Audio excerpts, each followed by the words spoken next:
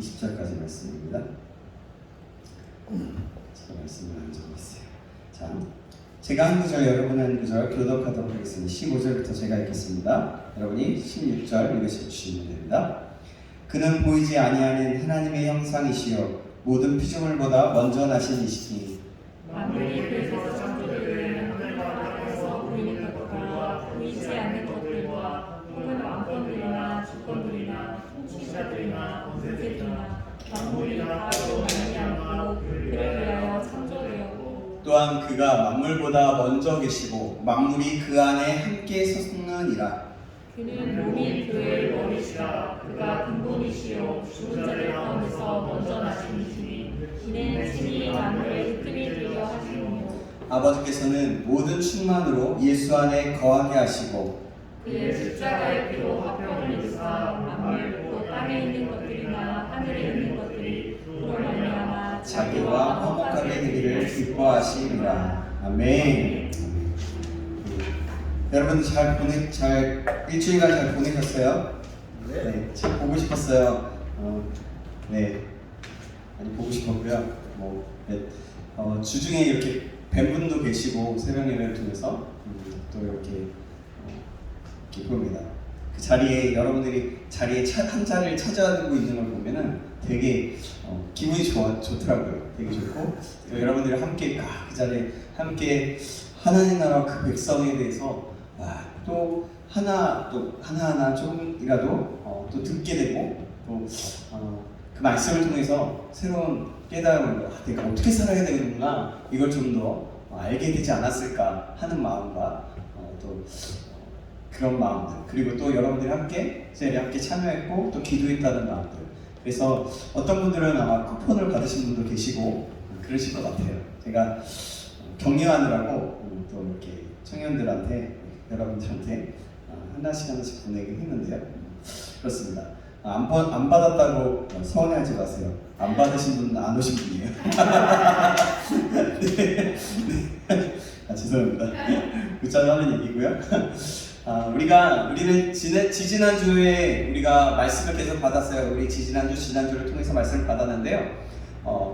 지지난주에는 꿈으로 시작되는 인생이 됩시다 라는 제목으로 그리고 꿈으로 인생을 시작하려면 또 어떻게 해야 되는지 창조주를 기억해야 한다고 하면서 창조주를 기억하라는 말씀으로 지난주에 또 그 제목으로 말씀을 받았어요.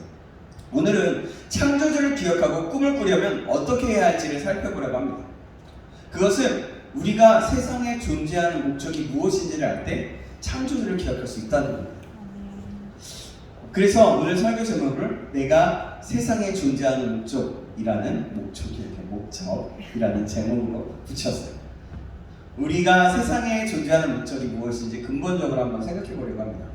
자, 그럼 설교를 시작하면서 여러분들에게 질문 하나 하고 싶어요. 여러분은 무엇 때문에 이 세상에 존재하고 계십니까? 먹고 살려고. 그래. 아주 솔직 담백한 나. 좋아. 지금은 그래요? 네, 지금 그런 거 같아요. 지금은 그런 것 같아요. 또 다른 말씀. 어차피 먹고 살아야죠. 그렇지. 또 말씀하세요. 편하게 얘기해도 될 것 같아요. 우리 기쁨 선생님 어때요? 숨을 쉬고 있어서 산다. 그러네요. 맞는 말이에요. 숨을 쉬니까. 숨을 쉴 수 있도록 또 누군가가 해주셨잖아요. 그죠? 그래요. 맞아요. 좋아요. 동환 형제는? 동환 형님 어때요? 내가 이 세상에 존재하는 게 뭔 것 같아요? 그냥 솔직히 얘기해도 잘 모르겠어요. 그러셔도 돼요. 상관없어요. 답이 없어요. 지금 답이 없어요. 편하게. 잘 모르겠어요. 그래요. 그래서 오늘 설교를 하는 거예요. 네, 맞아요. 저도 사실 여러분들 한 20대 때 초중반까지는 내가 막연하게만 알았던 것 같아요. 내가 존재하는 목적이 뭘까? 그냥 하나님 위해서지. 그냥 그렇게만 했던 것 같아요. 근데 시간이 지날수록 되게 고민이 되더라고요. 내가 그럼 세상에 존재하는 목적이 뭐야? 그럼 나는 어떻게 살아야 되는 거야? 내가 하나님 위해서 한다고 하면서 찬양도 하고 기도도 하고 열심히 뭔가를 하는데 그럼 뭐야? 라는 생각이 드는 거예요. 그래서 되게 고민하던 터에 책을 한 권 읽었어요. 그 책이 목적이 이끄는 삶이었어요. 리건의 목사님이 쓰신. 근데 그 책을 보면서 되게 많이 은혜를 받고 다시 한번 내가 이런 존재구나, 내가 이렇게 살아야 되는구나 라는 것들, 그냥 막연하게 알았던 것을 그냥 조금 더 확실하게 알았던 것 같아요. 그래서 어떻게 하면 좋을지 오늘 우리 한번 우리 말씀을 통해서 살펴보도록 하겠습니다. 사람은 자신이 세상에 존재하는 목적을 분명히 알게 될 때요, 행복한 삶을 살 수 있어요. 목적이 분명하지 못하거나 잘못됐을 때 실망하고 좌절의 인생, 절망의 인생을 살 수밖에 없습니다. 뭘 해도 그래요. 사실 내가 이게 잘하고 있는 건가? 내가 지금 세상에 존재하긴 하는데 목적이 분명하면은 잘하고 있는지 모르잖아요. 근데 제가 이 설교를 준비하고 제가 이 자리에 와서 예배를 드리는 목적이 뭘까요? 그거는 첫째는 하나님을 예배하기 위해서고요. 둘째는 여러분들과 함께 만나서 여러분들과 함께 하나님을 바라보고 싶은 마음, 그거 목적입니다. 그래서 본 거예요. 그런 거예요. 그래서 목적을 할 때 더 시너지가 있고 힘이 있게 되는 거죠. 여러분, 우리가 정말 우리 자신 스스로가 존재의 목적을 안다면 어떻게 될까요? 오늘 여러분 존재의 목적을 지금 다시 한번 질문해 보시기 바랍니다. 내가 세상에 존재할 목적이 뭘까요? 그리고 오늘 주시는 말씀을 통해서 좀 어느 정도라도 해답을 받으시기 바랍니다. 먼저 내가 세상에 존재하는 목적을 알 수 있는 방법을 알아보기 전에 왜 사람들은 세상에 존재하는 목적을 알아야 하는지를 한번 생각해 보겠습니다. 제가 아까 얘기했던 목적이 이끄는 삶 전에 나온 책이 있었어요. 그게 뭐냐면 미국 새들백 교회를 개척한 리건의 목사님이 새들백 교회의 이야기라는 책이 있었거든요. 그래서 목적이 이끌려가는 교회라는 책에서 왜 삶의 목적을 분명하게 알아야 하는지를 다음과 같이 5가지로 설명했어요. 굉장히 유명한 책이거든요. 한번 여러분들 보시면 목적이 이끄는 삶이나 목적이 이끄는 교회 이런 책을 보시면 되게 여러분들의 삶과 되게 유익할 것 같아요. 성경책을 가장 유익하지만 또 그 책 또한 여러분들의 시기에는 굉장히 정말 탑 5 안에 드는 책이 아닐까 저는 생각해 보게 됩니다. 그 책에는 뭐라고 얘기했냐면 분명한 목적은 삶을 열정적으로 살게 하기 때문이다. 5가지를 얘기했다고 했어요. 삶의 목적을 분명하게 알아야 하는지를. 첫 번째 분명한 목적이 삶을 열정적으로 살게 하기 때문에. 두 번째 목적은 뭐냐면 분명한 목적은 삶의 좌절감이나 실망을 줄여주기 때문에. 세 번째 얘기하는 것은 분명한 목적은 삶의 집중력을 가져오기 때문에. 네 번째로는 삶의 목표를 분명하게 하기 때문에. 5번째는 삶을 올바로 살았는지 평가할 수 있게 하기 때문이라고 했습니다. 되게 정말 맞는 말이죠. 그죠? 맞는 말인 것 같아요. 제가 이 자리에 왔는데 한 명도 없다고 생각해 보세요. 저랑 혹시라도 이제 여러분들이 만약에 오늘따라 안 왔어. 예배를 시작해야 되는데 1시 반인데 안 왔어. 저 혼자만 와 있다고 생각해 보세요. 제가 어떻게 될까요? 어떤 마음이 있을까요? 굉장히 왜 안 와? 전화 막 해보고 왜 안 오세요? 막 그러면서 실망도 하고 좌절도 하고. 그렇죠. 그러나 제 안에 목적은 하나 또 있잖아요. 여러분을 만나서 함께하는 목적이 있지만 가장 중요한 것은 아마 저 혼자 기타 치면서 예배했을 것 같아요. 왜냐하면 하나님을 예배하는 게 첫 번째 목적이었기 때문에 그랬을 것 같아요. 그런데 한편으로는 되게 마음이 쓰리고 아프고 막 실망과 좌절과 막 힘이 쭉 빠졌을 것 같아요. 다음 주에 안 오면 어떡해? 막 이런 마음. 그렇지만 가장 중요한 것이 있었기 때문에 그것을 좀 줄여줄 수 있겠죠. 또 마지막으로 내가 왜 이 예배에 왜 많이 참여하지 않았는지 또 그런 것들을 생각해 볼 수 있게 되겠죠. 네, 그래요. 그런 예를 들어서 얘기한 겁니다. 자, 그러면 왜 사람들은 사람의 존재 목적을 규명하려고 노력할까요? 위에서 리고렌 목사님의 말을 살펴본 것 같이 존재 목적을 알면 진정한 삶의 의미를 찾을 수 있기 때문입니다. 삶의 회의와 갈등이 없어지기 때문에 삶의 진정한 행복과 기쁨을 누릴 수 있기 때문입니다. 내가 세상에 존재하는 목적을 알았다는 것은 삶의 초점을 분명하게 맞췄다는 거예요. 자, 여러분, 초점이 흐린 삶과 초점이 분명하게 맞춰진 삶은 전혀 달라요. 빛을 예를 들어서 렌즈를 통해서 초점을 맞춰서 한 곳을 비추었을 때 종이가 어떻게 되죠? 그 렌즈 볼록 렌즈 돋보기를 봅니다. 어때요? 종이가 타버려요.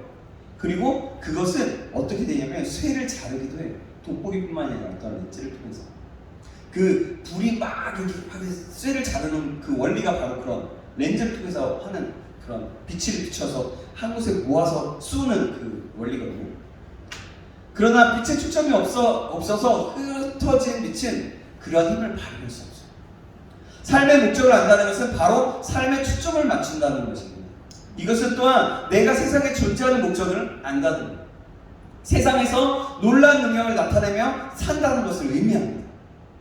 오직 그래서 기독교만이 내가 세상에 존재하는 목적에 대해서 올바르고 정확한 답을 그리고 해결을 해주고 있어요. 그렇기 때문에 내가 세상에 존재하는 진정한 삶의 목적을 알려고 한다면 첫 번째로 나를 향했던 초점을 하나님께 맞춰야 합니다. 뭐라고요? 나를 향했던 초점을 하나님께 맞춰야 합니다.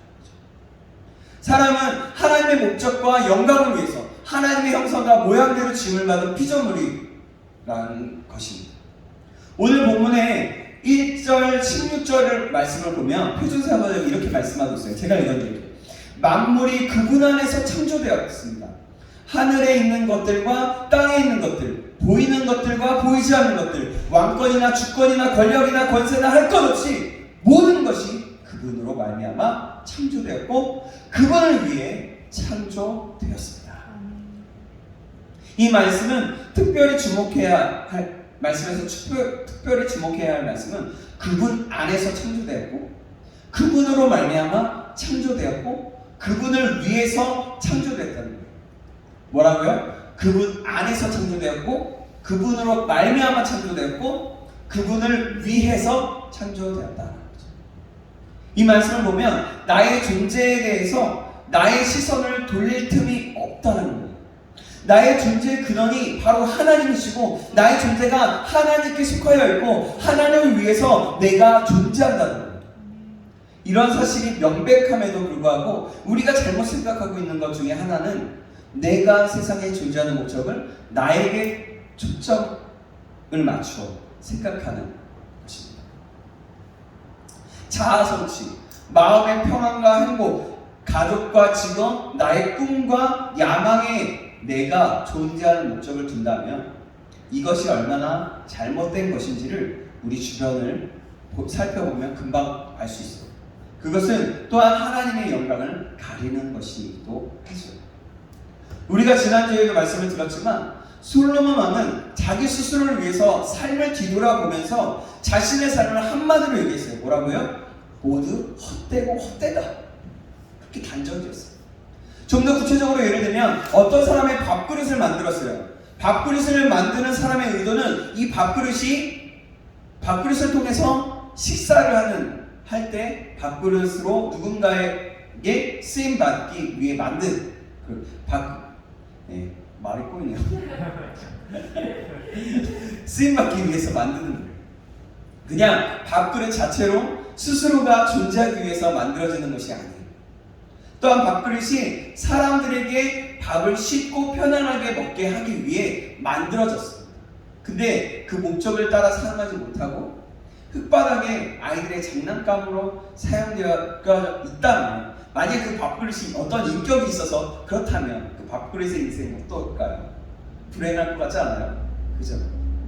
그리고요 제가 이 설교 말씀은 어쨌든 패드로 설교 말씀을 보면서 여러분들에게 설교를 나누고 있어요. 근데 이 패드를 여러 목적으로 사용되었지만 특별히 이것이 사용할 수 없어서 배터리 충전기도 없이 저곳에서 막 저 구석에서 처박혀 있다면 이 만든 목적을 뭐가 될까요? 얘는 탭은 뭐가 될까요? 참 이 탭도 그냥 쓰레기가 되지 않겠어요, 그죠? 이와 같이 우리의 주변에 그 어느 것 하나도 저절로 존재하거나 자신을 위해 만들어진 것은 하나도 없다는 거예요. 기타도, 앰프도, 또 이 책도, 종이도, 펜도 다 글씨를 쓰기 위해서죠. 그렇죠? 사람들은 자신이 스스로 만들어진 존재라고 하면서 자신의 초점을 맞추고 살아갑니다. 이런 삶은 그 출발이 잘못되었기 때문에 삶의 의미를 찾을 수 없을 뿐만 아니라 불행한 삶을 살 수밖에 없어요. 그럼에도 불구하고 이러한 잘못된 생각은 은연중에 우리의 신앙생활 가운데 많이 자리하고 있다는 거죠. 우리의 신앙생활 가운데 가장 오해하고 잘못 생각하고 있는 것 중에 하나는 바로 예배라고 할 수 있어요. 뭐냐면 예배는 여러분 어떤 것을 위한 것이에요? 누구를 위한 거예요? 하나님을 위한 거예요. 근데 이런 예배를 자꾸 사람 중심의 예배로 생각한다는 거예요. 우리도 은연중에 자신도 모르게 그렇다는 거죠. 예배가 하나님께 드리는 것이라는 것을 모르는 사람은 없어요. 그럼에도 예배를 자신을 위한 예배로 만들어 버린다는 거예요. 성경 말씀은 한 번도 예배가 예배하는 자를 위한 것이라고 말씀하시지 않았어요. 예배는 오직 하나님께 드려진 것입니다. 요한복음 4장 21절에서 24절에서 예수님은 예배에 대해서 이렇게 말씀하셨어요. 잘 들어보세요. 여자여, 내가 나의 말을 믿으라. 너희가 이 산 위에서도 아니고 예루살렘에서도 아닌 데서 너희가 아버지께 예배를 드릴 때가 올 것이다. 너희는 너희가 알지 못하는 것을 예배하고 우리는 우리가 아는 분을 예배한다. 구원은 후대 사람에게서 나기 때문이다. 참되게 예배를 드리는 사람들이 영과 진리로 아버지께 예배를 드릴 때가 온다. 지금이 바로 그때다. 아버지께서는 이렇게 예배를 드리는 사람들을 찾으십니다. 하나님은 영이시니 그러므로 하나님께 예배를 드리는 사람은 영과 진리로 예배를 드려야 한다. 아멘. 또 로마서 12장 1절에서 2절에서는 바울 사도가 이렇게 예배에 대해서 이렇게 말하고 있어요. 형제 자매 여러분, 그러므로 나는 하나님의 자비하심을 힘입어 여러분에게 권합니다. 여러분은 여러분의 몸을 하나님께서 기뻐하실 거룩한 산제사로 드리십시오. 이것이 여러분이 드릴 합당한 예배입니다. 여러분은 이 시대의 풍조를 본받지 말고 마음을 새롭게 함으로 변화를 받아서 하나님의 선하시고 기뻐하시고 완전하신 뜻이 무엇인지 분별하도록 하십시오. 내가 만족하기 위해 말씀을 듣고 예배를 드리고 찬양을 하고 믿음 생활하는 것이 아니라는 거예요. 내가 영적인 만족을 누리기 위해서 하나님을 믿는 것도 아니라는 거예요. 이것을 기대하는 것이 잘못된 것은 아니지만 출발이 잘못되었다는 거죠. 그것만을 기대한다면 우리는 예배에 실패한 것이고 예배를 우상으로 만드는 거예요. 왜냐하면 나의 영적인 만족은 하나님께 온전한 예배를 드릴 때 따라오는 2차적인 것이기 때문입니다. 더 중요한 것은 이러한 2차적인 기대가 따라오는 것이 당연한 것이지만 막말로 그러한 체험이 없다고 할지라도 오직 하나님께만 집중되어 드려지는 예배여야 한다는 거예요. 내가 하나님께 내 몸을 산제물로 드리고 있느냐 하는 것이 초점이라는 거죠. 그럼에도 우리는 내가 좋아야 하고 느낌이 좋아야 하고 은혜를 받아야 하고 감정이 고조되어야 만족을 하고 은혜를 받았다고 예배를 드렸다고 하는 경우들이 많이 있습니다. 나의 감정과 느낌을 기준으로 예배가 잘 드려졌는지 못 드려졌는지를 판단하는 거죠. 하나님께 드리는 예배인데 실상은 나 자신을 위한 예배가 되어 있다는 거예요. 사실 이러한 감정이나 느낌이 중요하지 않다는 것이 아니에요. 우리의 신앙생활에 있어서 중요한 요소 중에 하나이기는 합니다. 그러나 본질은 아니라는 거예요. 본질이. 우리가 하나님의 영광 가운데 들어갈 때 이러한 것들은 자연적으로 경험되어지는 것들입니다. 1차적으로는 우리가 그러한 느낌이나 감정이 중요한 것이 아니라는 거예요. 중요한 것은 내가 진정으로 하나님께 집중하고 있느냐 하는 거예요. 또한 그것이 나에게 은혜가 되든지 안 되든지 그것이 중요한 것이 아닙니다. 본질은 내가 하나님 앞에 나아가고 있느냐 하는 거예요. 영과 진리로 내 몸을 산 제물로 드리고 있느냐 하는 겁니다. 지금 이 시간에 예배 가운데 임하여 계시는 하나님을 만나고 있느냐 하는 것입니다. 이 의미는 예배와 경배의 대상과 초점을 하나님께 맞추고 있느냐 하는 거예요. 초점을 나에게 맞추고 있는 한 우리는 항상 예배에 실패하고 있는 거예요. 더욱 문제가 되는 것은 예배에서의 초점을 나에게로 옮기는 순간 그 예배는 아까 얘기했죠? 우상이 되어버린다. 나의 영적인 만족을 위해 하나님이 존재하시는 것이 아니라 하나님의 영광을 위해 내가 존재하는 거예요. 왜냐하면 하나님은 나를 그렇게 하시기 위해 창조하셨기 때문에, 이것이 나를 창조하신 하나님의 목적이기 때문입니다. 이 목적을 따라 살지 못하면 나의 삶은 행복할 수도 없고 진정한 기쁨도 즐거움도 없습니다. 왜냐하면 나를 만드신 하나님의 목적에 따르는 삶이 아니기 때문에. 우리에게 가장 모범적인 예배의 모습은 바로 주님의 십자가입니다. 예수님의 십자가는 자신을 위해서 아무것도 자신을 위한 삶이 아니었어요. 위한 것이 아니었어요. 그럼에도 주님은 하나님께 온전히 자신을 드리고 계십니다. 그죠? 우리의 예배는 바로 이렇게 드려져야 합니다. 나에게 아무것도 유익이 없다고 할지라도 오직 하나님께 드려지는 예배가 되어야 합니다. 이것이 바로 하나님께 초점을 맞추는 것. 예배 전에 기도로 준비하는 것, 나 자신을 온전히 드리는 것, 내가 이러이러하다고 기도하는 것, 이것도 바로 하나님께 초점을 맞추는 거라고 볼 수 있습니다. 그래서 우리의 마음을 주님께 올려드리는 겁니다. 예배 때는 하나님께만 시선을 두는 거죠. 그래서 예배에 일찍 나와서 미리 기도로 준비하는 것이 굉장히 중요해요. 그냥 나와서 허겁지겁하면 온전히 집중하기가 어렵기 때문입니다. 제가 많이 그랬거든요. 제가 저기 중고등학교 때 좀 그랬고요. 또 대학교 때도 그랬어요. 채플 시간이 9시인데 아침 9시예요. 그때까지 가기가 되게 어려운 거예요. 좀 내가 좀 더 일찍해서 일어나서 가면 되잖아. 근데 그러지 않아. 근데 허겁지겁 들어가다가 막 땀이 삐질삐질 나. 근데 중간에 막 찬양을 하고 어느 날 막 설교할 때 들어간 적도 있어요. 설교할 때만 들어. 설교가 어디서 무슨 말씀을 하시는지 잘 모르겠다.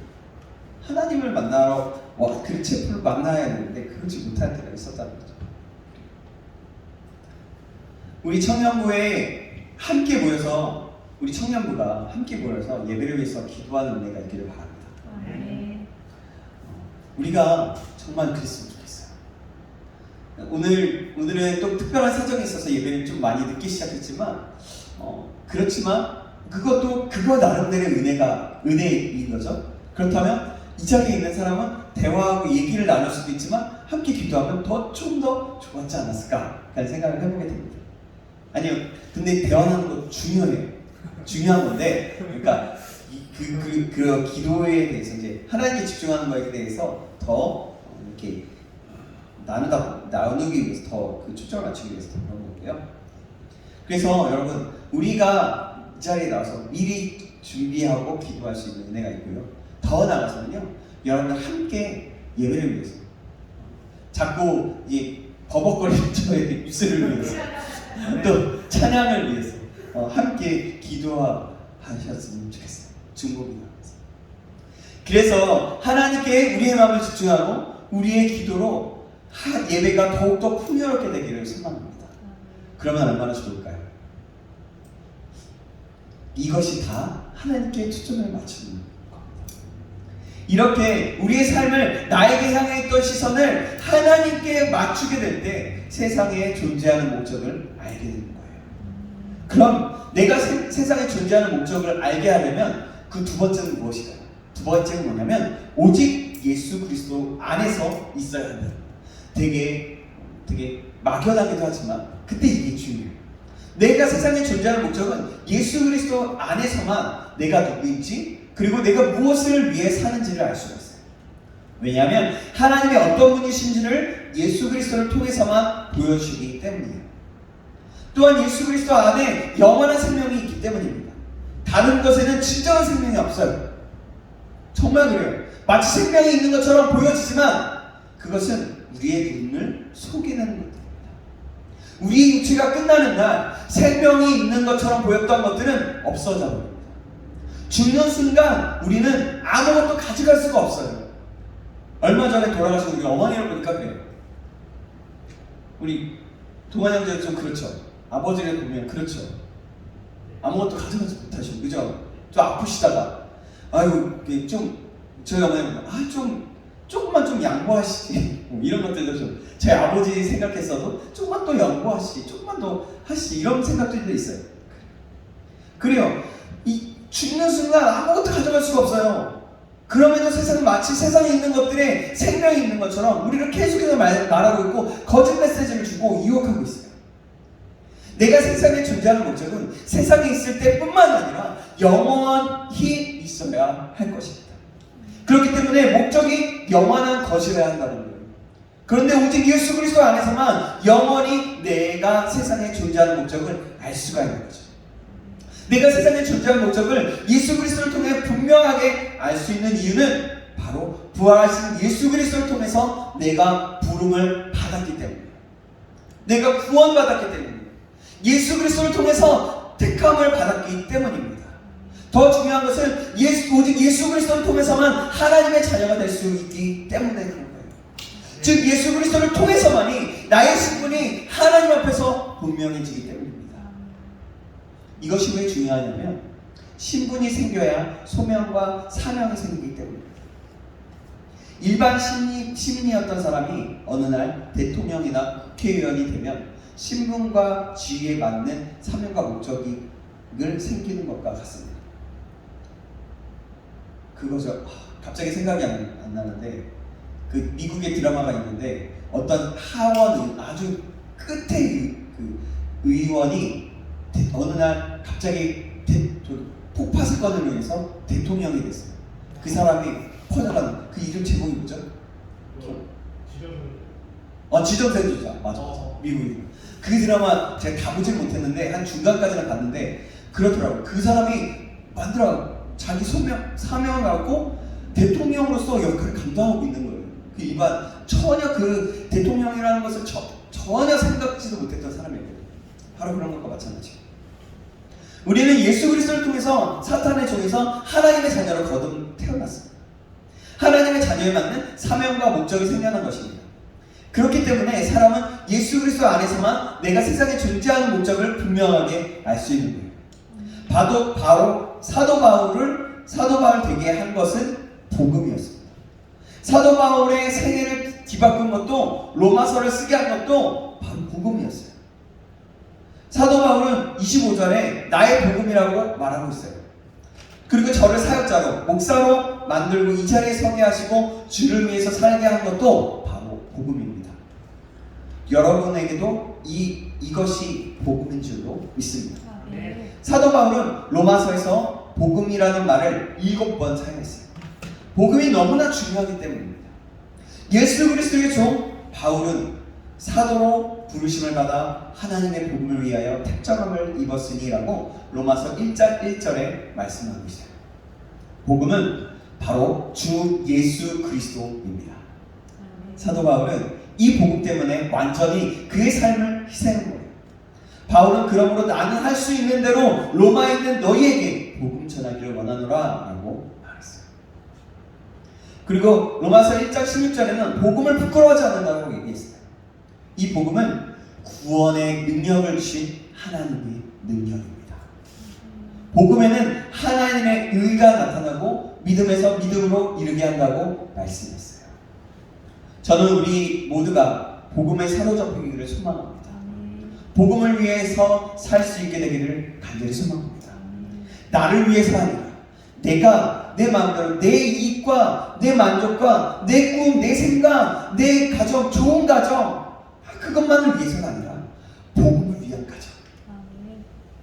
하나님을 위한 가정, 하나님을 위한 직업, 하나님을 위한 꿈, 하나님을 위한 바로 아르바이트. 그렇게 되는 거죠. 여러분, 아르바이트나 직업은요, 사실은 두 번째, 어떤 직업을 가지느냐는 두 번째. 가장 중요한 것은 뭐냐면, 내가 직업을 가지고 있지만 그 직업을 내가 하나님의 영광을 위해서, 하나님을 위해서 삶을 사는데 필요한 재정을 벌어들이기 위해서 그 직업을 가질 수 있다는 거예요. 근데 그것이 꿈이 되고 그 직업이 또 하나님의 영광을 위해서 사용되는 직업이면 더할 나위 없이 더 좋겠죠. 이해되셨어요? 그죠? 이해되셨어요? 좀 어려운가요? 조금 이해가 되는데.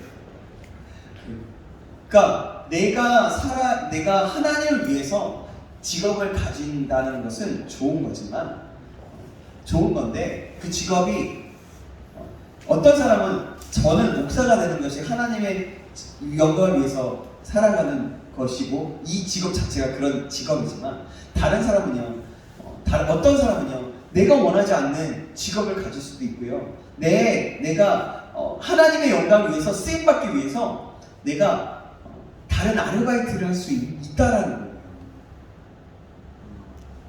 그게 뭐냐면, 내가 하는 일이 정말 하나님을 위해서 그 직업을 쓰임받으면 좋겠지만, 그 직업은 단지 직업일 뿐일 수 있다라는 거예요. 그냥 내가 또 계속 반복되는데, 하나님의 영광을 위해서, 하나님의 일을 위해서 내가 하나님께 영광 돌리고 하나님께 찬양하고 예배하고 하나님의 사역을 감당하기 위해서, 바울이 하나님의 사역을 위해서 텐트를 쳤거든요. 텐트를 치면서 텐트를 팔아서 그런 직업도, 2차적인 직업도 가졌어요. 복음 사역을 하기 위해서 그 사역을 했지만, 또 그 텐트를 치는 직업을 가지고 돈을 벌어서 또 사람들의 후원을 받으면서 그 일을 했단 말이죠. 바로 그렇게 이해하면 좀 더 이해가 될 수 있을까요? 네. 조금밖에 이해 안 되지 아직도. 그리고 나중에 우리 상담을 하겠습니다. 같이 대화를 하면서 풀어가도록 하겠습니다. 바로 그런 거예요. 자, 그래서 우리 모두가 아까 얘기했지만 복음에 사로잡히기를 간절히 소망합니다. 그래서 저희 교회가 예수 그리스도의 복음 때문에 존재하는 교회가 되기를 다시 한번 예수님의 이름으로 축복합니다. 여기에서 설교하는 저도, 여러분도 예수 그리스도의 복음 때문에 존재하는 사람인 거예요. 우리 모두가 그런 사람들이 예수님의 이름으로 축복합니다. 사랑하는 여러분, 여러분에게도 여러분의 삶이 복음으로 말미암아 하나님께 영광을 돌리는, 그리고 아름답고 감격이 넘치고 축복이 넘치는, 그래서 복음 때문에 이 세상에 존재하는 하나님의 사람이 되기를 다시 한번 주님의 이름으로 축복합니다. 여러분, 마지막으로 여러분에게 드리고 싶은 말씀이 하나 있어요. 제가 이 말을 할까 고민을 했어요. 근데 하면 좋을 것 같아요. 해야 될 것 같아요. 복음 때문에 사는 사람이 되는 것, 그 시작은 어디서부터 또 가능할까요? 어떤 것부터 가능할까요? 아주 심플한 거, 아주 쉬워요. 우선 일요일. 네? 일요일이죠. 뭐야? 우선 일요일이요. 일요일? 아, 주일날. 거룩히 지키는. 주일날 밥. 예배를 거룩히 지키는. 아, 예배를 지키는. 그래요. 맞아요. 쉬워요, 되게. 그냥 너무 어렵게 생각하지 마세요. 바로 이거예요. 계속해서 말씀을 드리는 거, 듣는 거, 예배를 드리는 거, 기도하고 큐티하는 거예요. 아주 단순해요. 우리 신앙은 사실 되게 단순해요. 사실 이것을 모르는 사람은 별로 없어요. 그러나 이것을 실제로 적용하고 그대로 사는 청년들은 그리 많지 않아요. 사람들은 그렇지 많지 않아요. 청년들은 많아요. 사랑하는 여러분, 여러분이 이 사실을 기억하고 함께 하나님 앞에 노력하는 자가 되길 주님의 이름으로 축원합니다. 여러분, 제가 짧은 묵상이지만 말씀 카드를 하나 또는 2개씩 매일 톡방에 올리고 있어요. 말씀 우리의 삶 가운데, 말과 생각 가운데 짧게라도 있고 우리의 마음판에 새겨지길 바라는 마음입니다. 그래서 말씀 안에서 살아가는 것을 꿈꾸기 위함이에요. 이 작은 것을 통해서라도 말씀 안에 사는 은혜가 있기를 정말 주님의 이름으로 축복합니다. 여러분들 안에 되게 좋다라는 그 피드백을 듣고 참 감사했어요. 그래요. 근데요 여러분, 이것으로 끝나지 않았으면 좋겠어요. 사실 이 작은 카드로만은 너무나도 귀하게 하나님의 말씀을 묵상할 수 있고 말씀으로 나아갈 수 있습니다. 하지만 여러분, 그것만으로 충분하지 않은 것 같아요. 큐티책을 나눠드렸어요. 큐티책 다 받으셨죠? 혹시 못 받으신 분 계신가요? 네. 그래요. 만약 큐티책을 가지고 다니기 힘드시다면 얘기하면 제가 본문과 큐티책의 내용을 통째로 올려드릴 수 있어요. 매번 가끔 이렇게 올려드리는 것처럼 그럴 수 있어요. 아니면 개인적으로 보내드릴 수 있어요. 그러니까 그 폰을 통해서라도 큐티할 수 있지 않을까 생각합니다. 말씀을 읽고 큐티하는 것은 말씀을 내 삶 가운데 나타내도록 하는 것의 시작입니다. 그뿐만이 아니라 하나님을 알아가는 시작이에요. 참 복음을 알게 되는 시작입니다. 여러분, 말씀 카드를 보는 것도 하고 큐티도 하는 은혜가 있기를 바랍니다. 저는 큐티책이 생겨서 얼마나 좋은지 몰라요. 예전에는 큐티책이 있었는데 조그만 책이 있었거든요. 근데 저 큰 거를 받았을 때 되게 크네 생각했는데 되게 좋더라고요. 제가 이제 죄송합니다. 나이가 들어가나 봅니다. 네. 그래요. 요즘 요한복음을 큐티하는데 참 좋습니다. 말씀을 통해 나를 향한 하나님의 마음이 무엇인지 생각하고 묵상하게 됩니다. 여러분, 큐티를 하는 저와 여러분 되었으면 좋겠어요.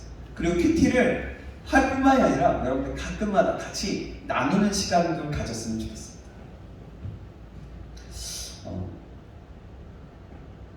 작은 말씀 하나하나 모아서 내 삶의 목적이 무엇인지 알게 되거든요.